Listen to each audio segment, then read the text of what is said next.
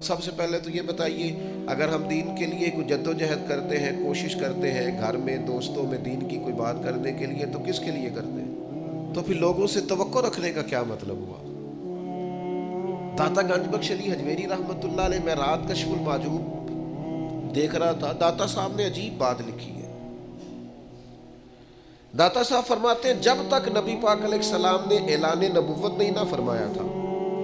اس وقت تک صادق بھی کہتے تھے، امین بھی کہتے تھے،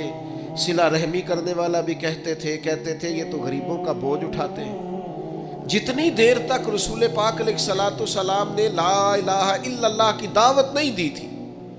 اتنی دیر تک کہتے تھے ان جیسا کوئی نہیں، شرافت، نفاست، پرہیزگاری ہر چیز ہے۔ جس دن حضور نے فرمایا کہ تمہارے بت جھوٹے ہیں، تمہارے نظریات ٹھیک نہیں ہیں، تمہیں بدلنا چاہیے،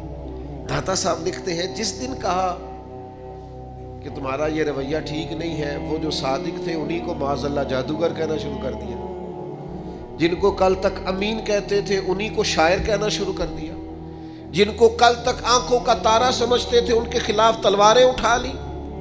آپ یقین کریں دین کا کوئی کام آپ نہ کریں، آج بھی آپ فقیر مان جائیں، درویش، موٹی سی چادر اوپر اوڑے، تسبیح لے لے، کونے میں بیٹھ جائیں، حضرت صاحب کچھ نہیں کرتے جی، کوئی دین کا کام آپ نہ کریں، کونے میں بیٹھے جی، بڑا فرشتہ آدمی ہے، کسی کو کچھ نہیں کہتا، آپ صوفی مشہور ہے پوری دنیا میں۔ لیکن اگر آپ کہتے ہیں کوئی تعلیمی کام کرنا ہے، آپ کو کوئی تبلیغی کام کرنا ہے، سوسائٹی میں آپ کو کوئی کردار ادا کرنا ہے، آپ کو معاشرے میں کسی فکر کو پروان چڑھانا ہے، تو آپ کے لیے 100 باتیں، ہزار قسم کے تانے، لیکن نہ بچا بچا کے تو رکھ اسے، تیرا آئینہ ہے وہ آئینہ۔ اقبال کہتے ہیں تو اپنے شیشے کو اتنا بچا بچا کے کیوں رکھتا ہے؟ نہ بچا بچا کے تو رکھ اسے، تیرا آئینہ ہے وہ آئینہ، شکستہ ہو تو عزیز تر ہے نگاہ آئینہ ساز میں۔ داتا صاحب نے لکھا ہے کشف المحجوب میں کہ اللہ تعالیٰ کی بارگاہ میں حضرت موسیٰ علیہ السلام نے عرض کیا تھا، مالک تیرے بندے اگر تجھے ڈھونڈنا چاہیں تو کہاں ملے گا؟ تو اللہ کریم نے فرمایا جن لوگوں کے دل لوگ توڑ نہیں دیتے، میں ان ٹوٹے دلوں میں ملا کرتا ہوں۔ تیرا آئینہ ہے وہ آئینہ کہ شکستہ ہو تو عزیز تر ہے نگاہ آئینہ ساز میں۔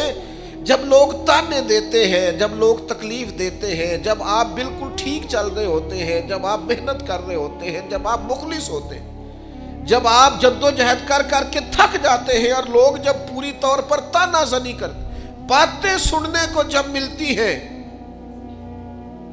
میں دیانتداری سے کہتا ہوں جب لوگ پوری طرح دل توڑ دیں، پھر کوئی سجدے کا مزہ ہے،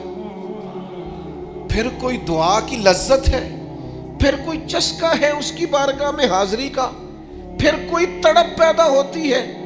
اس کیفیت میں، وہ جب لوگ آپ کو پوری طرح تکلیف دیں اور سارے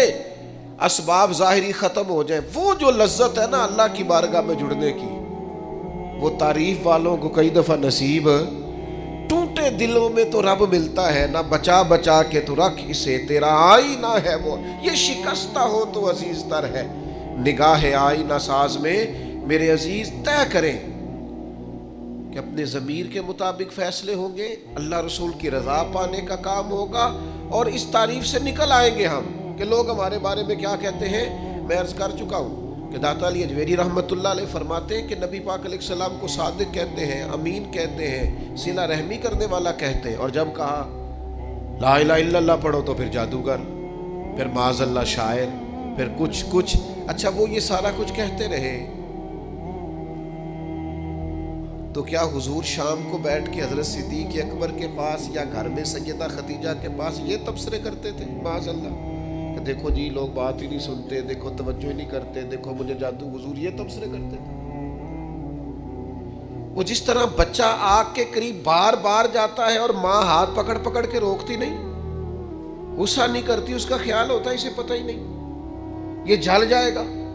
یہ رات کو بیٹھ کے تبصرے نہیں ہوتے تھے، بلکہ اللہ کا قرآن کہتا ہے لعلہ کا باخی النفس کا، اے محبوب کیا آپ اپنی جان پر کھیل جائیں گے؟ اللہ یکون مؤمنین، اس بات پر کہ یہ ایمان کیوں نہیں لاتے؟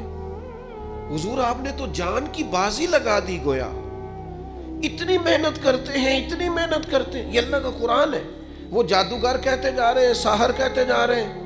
اور حضور جان کی بازی لگا کر دین بتاتے جا رہے ہیں. یہ مزاج ہے کہ آپ ان لوگوں کے بیچ کھڑے ہو کر انہی کی خیر کی بات کریں، انہی کے حق میں بھلے کی بات کریں جو آپ پر تانا زنی کر رہے ہیں.